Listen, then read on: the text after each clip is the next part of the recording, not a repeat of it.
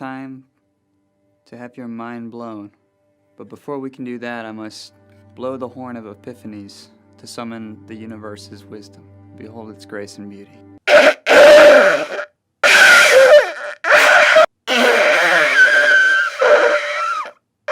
Let us begin. Have you ever pondered the meaning of gravitas? Did you come here to get more smarter? Well, I can help you with neither of those things. Time for some mind-blown epiphanies. I hope you're ready. If you're able to do a handstand, you're actually holding the entire earth in your whole hands. It's pretty cool. Mind blown. If you rip a fishing net, it will now have fewer holes than before you ripped it. That one's kind of a thinker. It's got all the holes. When you rip it, it makes fewer holes. So, if a pregnant woman goes swimming, she actually becomes a human submarine. No one knows whether the S or the C is silent in the word scent. If you expect the unexpected, then that means the unexpected has now become expected. It makes sense if you don't think about it.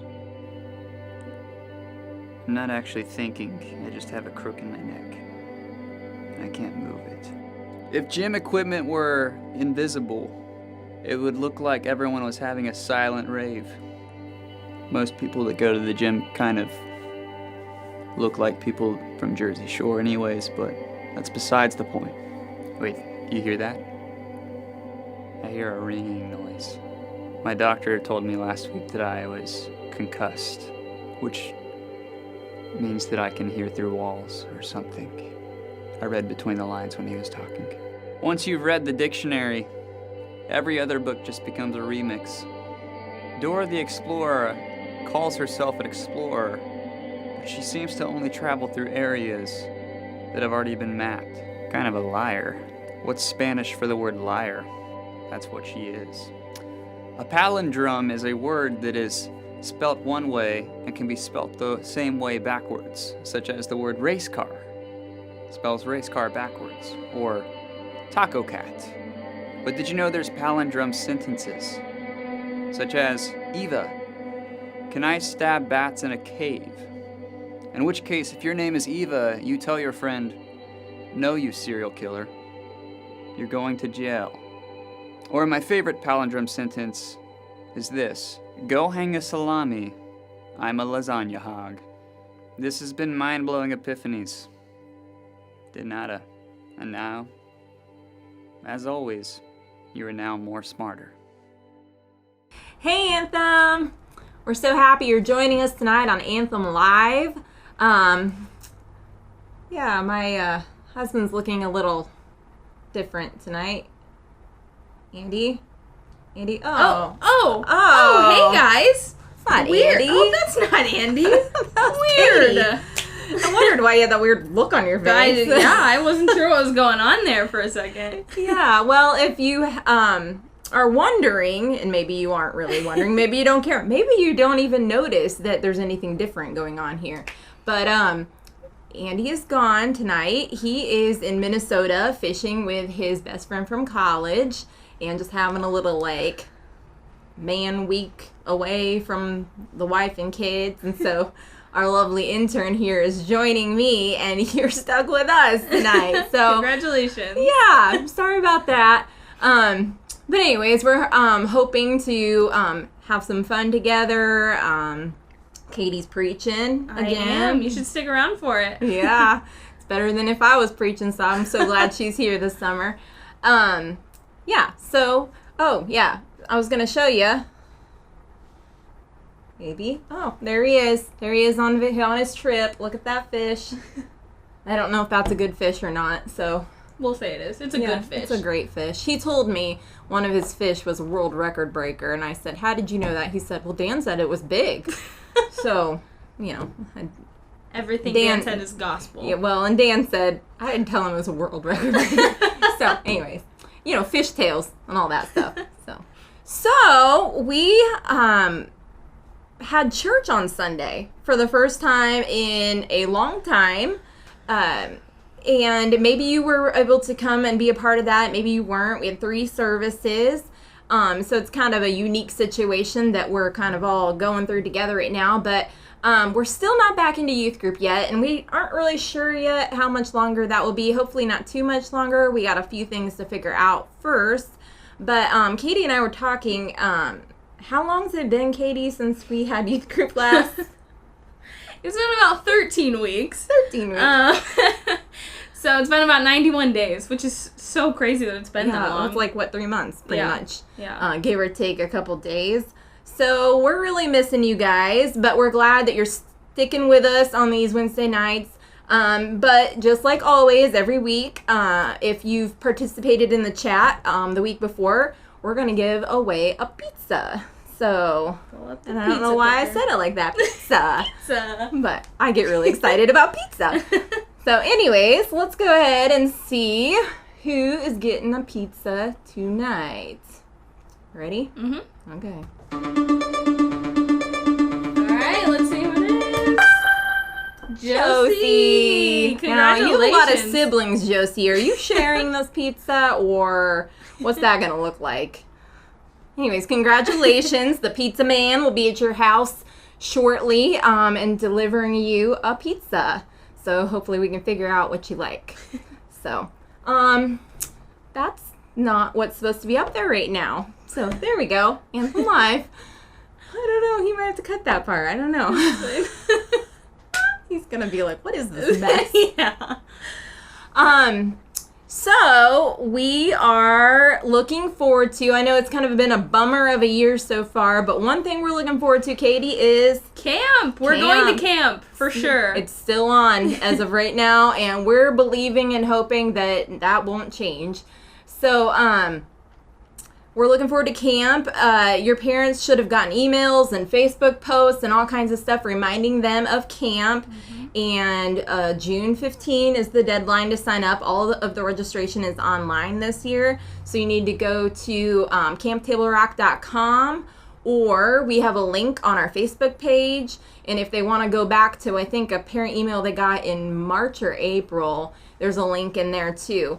But anyways, when you log on to the website, you'll look for camps, and then it's Iowa NYI week 2. Please sign up for week 2. Katie's been calling people that signed up for week 1. Well, we're not going week 1. Gateway's going week 2 this year. I know that's different. We've always gone to week 1 before, and that might be what's messing you up.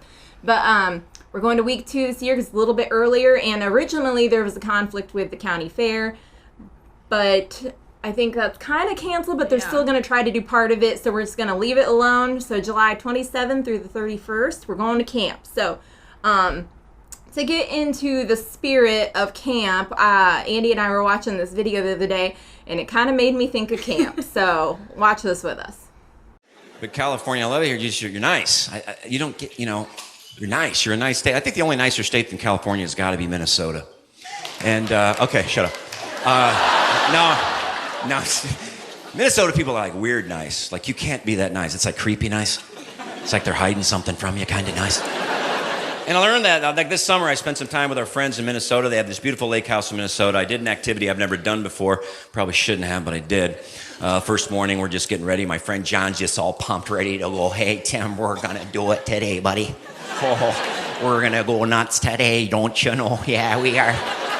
What are we going to do? We're going to go tubing.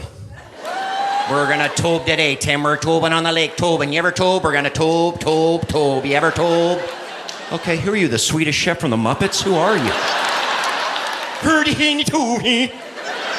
What's tubing? He goes, tubing is you lay down on the tube, it's tied to a rope, tied to the boat. What we do is we drag you around the lake behind the boat in the tube. It'll change your life. He was right about that. And I'm an idiot, right? So I'm like, I'm first, man. I don't even know what I'm doing. Let's do it. So I'm like at the end of this pier, and I'm laying down on this tube, got the life jacket on, got the rope in the boat. Here's what I learned about Minnesota people. They're really nice until you put them behind the wheel of a ski boat. That's when they get possessed by the devil and want to kill you. For fun. So John's getting ready. All right, Tim, looks good. I'm going to start up the boat. Here we go. All right, Tim.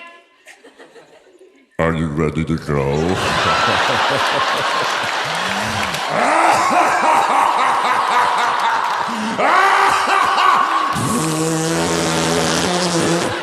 I'm like, I mean, water going in and out of me faster than I've ever felt it in my life. I was a tube at that point, ladies and gentlemen. I was a PVC pipe. I had chewing gum I swallowed when I was 5 years old come out of me. Like, that's Hubba Bubba. They don't even make Hubba Bubba anymore. That's watermelon splash. This dude took off. And I'm just hanging on by the grace of God to the tube. We're going like 100 miles an hour in the wake, but after a minute, I realized I'm doing it. I'm hanging on. And it felt good. And I felt the spray in my hair and the wind in my face and my adrenals, they were adrenaling. And I started feeling arrogant. I got a little cocky. I don't know why. I started singing that song from Top Gun. They're riding to the danger zone.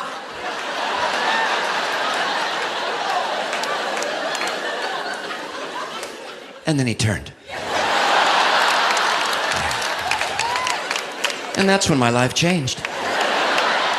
Now I was outside the wake singing, Jesus, Jesus, there's just something about your name. I was singing about Jesus because I saw him. And then I didn't. And some of you know why, because then we hit a wave. You guys, that's the first time in my life I've ever felt my heels touch the back of my head. I didn't know I could do that. I was kind of impressed physically that I had that in me. I was like a scorpion for half a second. It's like, watch me whip, watch me nay-nay. It was ridiculous. No, don't laugh. He whipped my nay-nay all over that lake that day. I had never had my nay-nay whipped like that. And it didn't feel very Christian. But I hung on to that stinking tube. I had to. If I let go, I'd wind up in Wisconsin somewhere. Oh, we're just getting started. So Jeff Gordon, he whips it around, goes the other way. I'm back in the wake. Here's another tidbit. You ever tubing in Minnesota? They ask you how you're doing back there. Do not go like that. It's not what you want to do. Unless you want to take it to a whole nother level. You push the red button. You go on the other end of the lake, man. He gets the other end, he makes the right turn. I'm back outside the wake. We hit another wave. And I hung on. Then I remember, at that moment, I looked up. In the corner of my eye, I saw something. Something swooping down from the sky. Like, is that an eagle? No, it's my colon. Yeah. I believe that's my descending colon, descending back down to the surface of the water. Okay, yeah, we need to circle back and get that. I know it's only a semicolon now, but I need that. I need to put that back in there. I knew it wasn't my swim trunks. I lost those an hour ago. They're in a tree somewhere. Well, that inspired me to go to camp. I don't know about you guys. Absolutely. I've been a little disappointed in the last couple of years, though, in the lack of boat signups that you people have participated in, because one of the main reasons I enjoy going to camp is watching you all get thrashed on the lake. So when you don't sign up for boat, that doesn't happen. You know, it just takes the joy right out of it for your adult leaders. So that's the best part. It really is. Yeah. If one of you doesn't do a scorpion, we haven't had camp yet. So anyways, so go ahead and sign up for camp. We're going to go ahead and get on with the rest of our service. Thanks for joining us. See ya. See ya.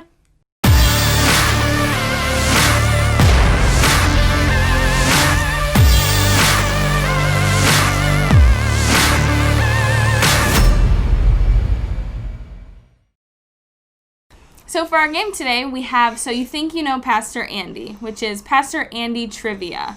So the kind of questions that we have are yes, no, true, false, multiple choice, fill in the blank, and picture questions. So Elliot and I both played this, and I got a score of 8 out of 15. And I got 6 out of 15. Probably don't know as much as I probably should.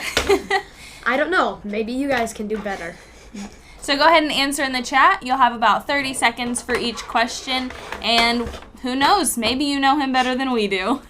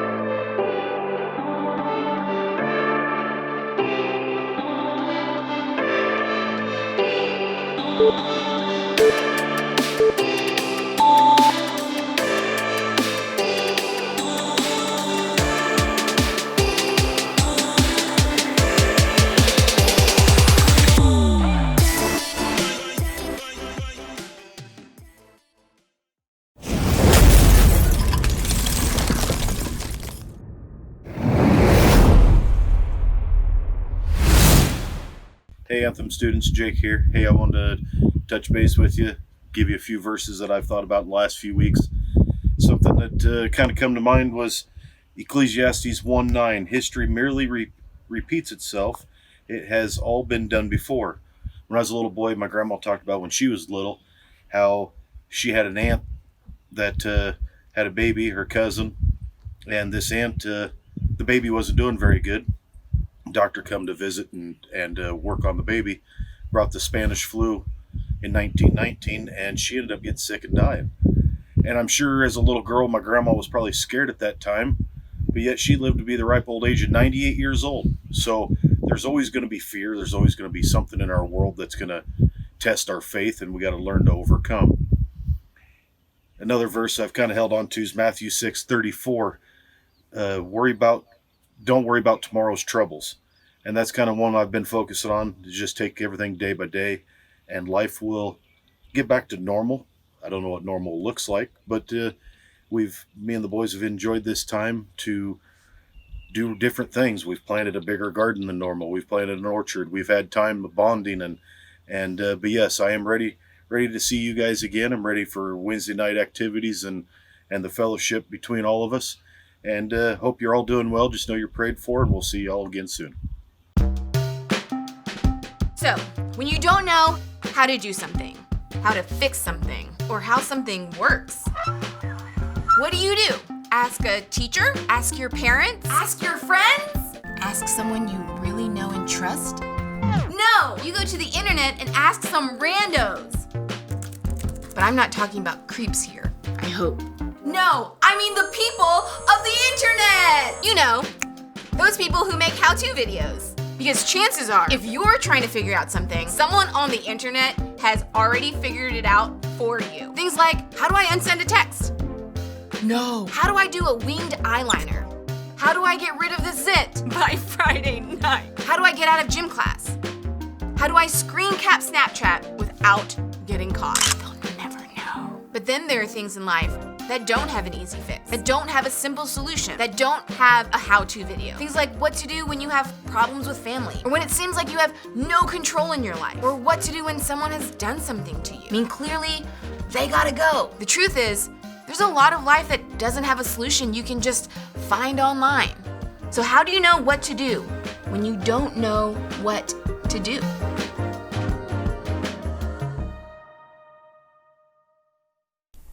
When I was an underclassman in high school, I couldn't drive yet. I wasn't 16, but I had this friend who would drive me everywhere. She would pick me up for youth group. She would take me out to eat. We would hang out, go to the pool. We were best friends. We hung out all the time, and she literally drove me everywhere. She never made me feel like an inconvenience. She never asked to be paid back for the gas or for her time. And I don't think I realized how inconvenient I was being, or how inconvenient that situation was. But now, after driving for a few years and driving other people around, I understand the slight inconvenience that probably was. But she never acted like it was. She never asked to be paid back, and she did it solely out of the kindness of her heart. But often, not asking to be paid back for something can be a bit more complicated. So besides the idea of paying someone back for a meal that they covered or gas that they used, the concept of payback is often seen within the context of being hurt by someone. And I understand just as well as the next person that when someone hurts you, usually the first thought is, I want them to hurt too. I want them to feel how they made me feel. We crave for that person to feel a fraction of the emotions, of the pain, of the hurt, of the embarrassment that we felt and that they caused us. For most of us, this payback comes in one of three ways, generally. There's public payback, which it hurts, but it hurts in front of a crowd. It's a comment that everybody hears and everybody knows that it's directed at you.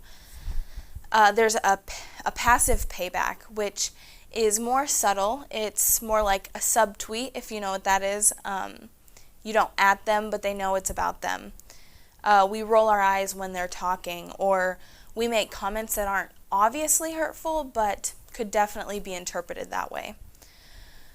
There's imaginary payback, which imaginary payback happens when we have this argument in our head. Maybe we've already had the argument, maybe we're just planning for it, but either way, we know just what to say. We know the words that we're going to use to completely annihilate the other person.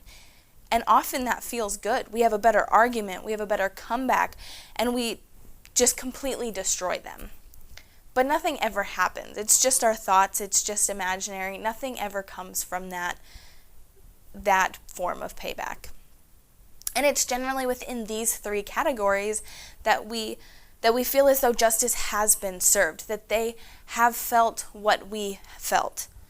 And it can feel so good to see someone get what's coming to them, whether that's good or bad.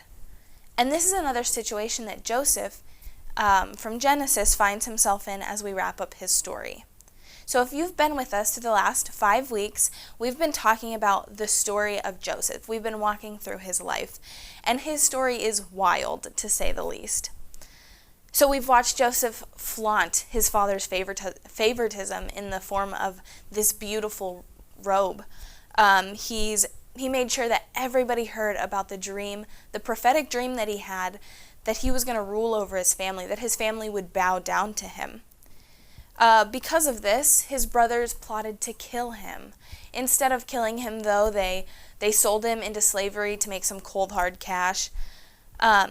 We also see Joseph as a slave in Egypt. We see Joseph as a slave in prison in Egypt. And we see him interpreting the dreams of Pharaoh, which we also know is the ruler of Egypt. So Joseph was eventually, after all of this, after this roller coaster of life, he was placed in charge of all of Egypt. That's not a bad outcome for a kid that was sold into slavery. So here we are. Joseph is placed second in command right below Pharaoh. And after 7 years of abundant crops, there is to be a famine throughout the entire Middle East. And Joseph is the man that is going to get Egypt through this time. He has the plan, and he's going to get Egypt through this. So word gets out to Joseph's father, Jacob, that Egypt has food. So Jacob decides to send his sons out to Egypt to get food. They're starving, their country is out, and they are desperate. So at this point, Joseph's family is pretty sure that Joseph is dead. He's been MIA for about 22 years now, so I don't think there was really a thought in their mind that, oh, we should be looking for Joseph. This is where we sent him. He might be here. There was none of that. So when his family arrived in Egypt, they didn't recognize Joseph. However, Joseph did recognize them, and there's a lot that happens between that point that he recognizes them and where we're going to pick up today, but I suggest that you go read it. It's interesting, it's dramatic, there's really cool interactions, and so Genesis 42 through 45, highly recommend it, very interesting. But for now, we're going to pick it up in Genesis 45. So Genesis 45, 1 through 3 says, Then Joseph could no longer control himself before all his attendants, and he cried out, Have everyone leave my presence. So there was no one with Joseph when he made himself known to his brothers, and he wept so loudly that the Egyptians heard him, and Pharaoh's household heard about it. Joseph said to his brothers, I am Joseph. Is my father still living? But his brothers were not able to answer him, because they were terrified at his presence. So Joseph was face to face with the people who had tried to kill him, his own brothers who had sold him into slavery. These were ironically the same people that had traveled hundreds, maybe thousands of miles to find food, to come to the land that Joseph was second in command in and beg for food. Little did they know who they were asking for help. This moment was set up so perfectly for Joseph to dish out some serious payback. The ball was in his court to do whatever scenario, play out any payback scenario that he had created in his mind through all those years. Let me remind you that he was sitting in prison, that he had this time to think about, maybe what would I do if I saw my family again? And I'm sure at first these thoughts weren't so godly. I'm sure he wanted payback. I'm sure he wanted to hurt them just like they had hurt him. So what would you do if you were in Joseph's position? Seriously, think about it. You're in the position to cause harm. You have all the power to hurt the person who has hurt you the most. Would you extend the same grace that God has extended to you over and over again? I don't know if I would. I don't know. I would love to say that with unwavering confidence, that's what I would do. That's what I would do. But I don't know. So as the story moves on, Joseph asks his brothers to come near and to stand close to him. And I can only imagine the terror, the pure terror that these brothers were feeling.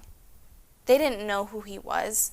They didn't know why this man had taken such interest and paid such close attention to them. They didn't know. But in Genesis 45, 4-7, Joseph says this, "I am your brother Joseph, the one you sold into Egypt. And now do not be distressed and do not be angry with yourselves for selling me here, because it was to save lives that God sent me ahead of you. For 2 years now there has been famine in the land, and for the next 5 years there will be no plowing and reaping. But God sent me ahead of you to preserve for you a remnant on earth and to save your lives by a great deliverance." There is only one reason that Joseph could have responded in the way that he did. Somewhere between being sold into slavery and being reunited with his brothers, Joseph did the hard work of giving his hurt to God and allowing God to be central in his healing. We know this because Joseph looked into the eyes of the people who had hurt him the most, and he cared about them. He cared about how they were feeling. When Joseph said, "Do not be distressed, do not be angry with yourselves for selling me here," he was acknowledging their wrong. But at the same time, he was acknowledging his hurt. And he didn't create more hurt. Only a healed person could do that. Only a person who had already forgiven could do that, could say those things, could look in their eyes and love them. Forgiving them didn't make what his brothers did to him okay. It didn't justify anything. It didn't make Joseph's pain illegitimate. It took his hurt and his pain and no longer put them center stage. It put God there instead. And that is what makes forgiveness, and that's what made forgiveness possible. It was no longer what they did to me, how they hurt me, but instead it was God. It was what God has done for me and what he wants to do through this. Forgiveness was not only for his brothers. Forgiveness was freedom from his own pain. In Genesis 45:15, it says, "And he kissed all his brothers and wept over them. Afterward, his brothers talked with him." That scripture gives us a picture, a beautiful picture, a window into something that is so much sweeter and so much better than payback: reconciliation. We see God do the impossible in a relationship that he brings peace into a relationship that had been riddled with hurt and pain, all because of forgiveness. So when you don't know what to do, pursue peace instead of payback. But because when you pursue peace, you're fighting for that relationship. In other words, you can fight to win, you can fight to make a point, or you can fight the urge for payback, and you can pursue peace, but you can't do both. So Joseph preserved his relationship with his brothers because he chose peace. He wasn't this crazy superhuman with superpowers that could do anything. He simply he understood how God was working through his situation, and he put that center stage. That's what he looked at. That's what he cared about. He no longer focused on the hurt and the pain that he had felt. And when you pursue peace instead of payback, you lay down that right to get payback. You let go of revenge. You say goodbye to your desires to get even. You choose God's story of reconciliation and forgiveness instead of your own story of payback and revenge. And this is easier said than done. Don't worry, I'm preaching to myself right now too. I get it. It will be something that you have to work daily at. But the ultimate benefit is for you. You not only have peace with them in that relationship, but you also have peace inside of you. So this isn't easy, and your situation isn't going to look like Joseph's. It's not going to look like the person sitting next to you. Your situation is unique, and it hurts in different ways, and we're asking different questions. Maybe you're asking, is reconciliation really possible? What if the relationship is toxic? What if it continues to hurt me? You have to ask those hard questions. They're necessary when pursuing peace. And all of us live unique lives, and each of our situations are completely unique and complicated in their own ways. And figuring out how to pursue peace within those situations is not easy. If you're on the path to pursuing peace, then it's important for you to surround yourself with others who can walk that path with you. My challenge for you this week is to take time and ask yourself these questions. What do I need to decide? Is there something I need to decide? What do I need to forgive? Is there somebody that I need to forgive?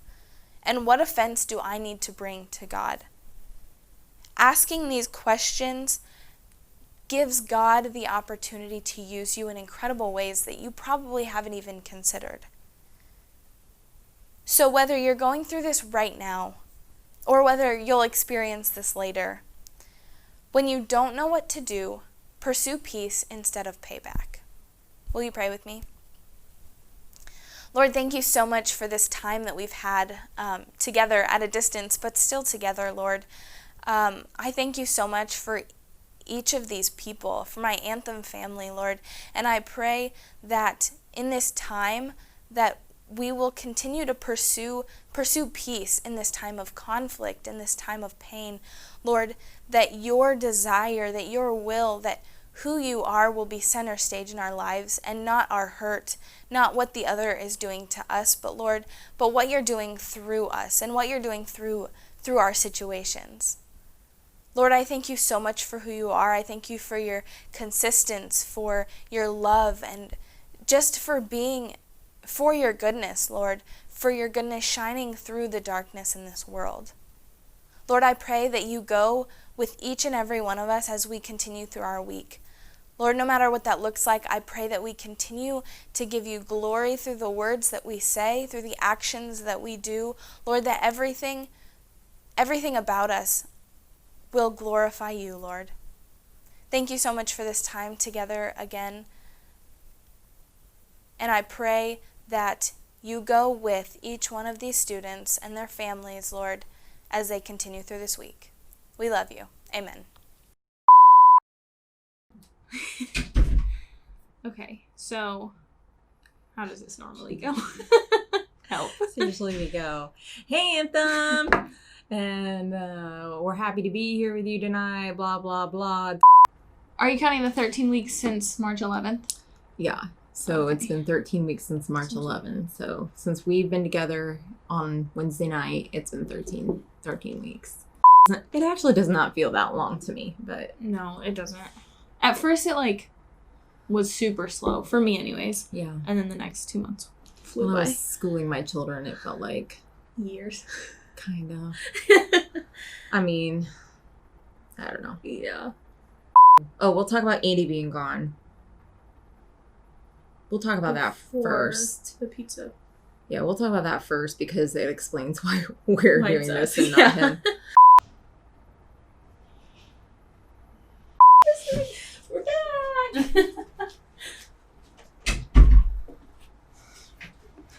The price of humor. Okay. We gotta work hard for it since Andy's not here. Yeah. Doesn't come natural. We're still good. We're still good to go. Now we'll see how many takes this takes before I'm like, okay, that was stupid. This is why Andy gets paid the big bucks. It's not us. Somehow he can say dumb things and get away with it, but it just sounds dumb Doesn't when it work comes for out of him. my mouth. Intro. Andy's gone. Oh, how many days has it been?